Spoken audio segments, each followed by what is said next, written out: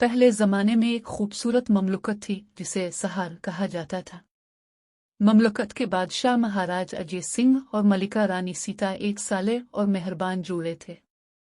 ममलुकत खुशहाल थी और लोग अमन सुकून से जिंदगी बसर कर रहे थे। लेकिन एक दिन रानी सीता शदीद बीमार हो गई। महाराज अजय सिंह ने सारे हुक्मा और वेदों को बुला लिया, लेकिन कोई भी रानी की बीमारी का इलाज न कर सका। रानी सीता की हालत दिन बदन खराब होती जा रही थी। अपनी मौत से पहले रानी सीता ने महाराज अजय सिंह से वदा लिया कि वो दोबारा शादी करेंगे ताकि उनकी बेटी राजकुमारी बंसी की अच्छी परवरिश हो सके।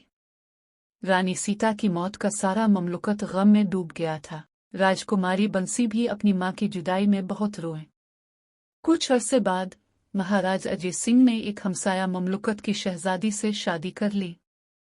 नई रानी का नाम रानी मंजर था। रानी मंजर बहुत खूबसूरत थी, लेकिन इसका दिल बहुत काला था।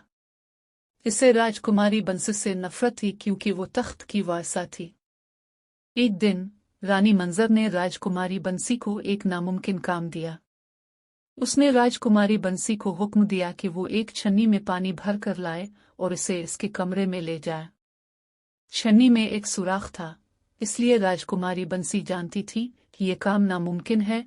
राजकुमारी बंसी मायूस होकर एक दरख्त के नीचे बैठ गई और रोने लगी। अचानक एक खूबसूरत नाग इसके पास आया। नाग ने राजकुमारी बंसी की बात सुनी और इसे मदद करने की पेशकश की। नाग ने एक छोटी सी चींटी को हुक्म दिया कि वो छन्नी के सुराख में दाखिल हो जाए। चींटी ने फौरन हुक्म पर अमल किया और छन्नी का सुराख बंद कर दिया। अब छन्नी में पानी भरना मुमकिन था। राजकुमारी बंसी बहुत खुश थी। उसने नाग का शुक्रिया अदा किया और छन्नी भरकर अपने सौतेली माँ के पास ले गई। सौतेली माँ बहुत हैरान हुई।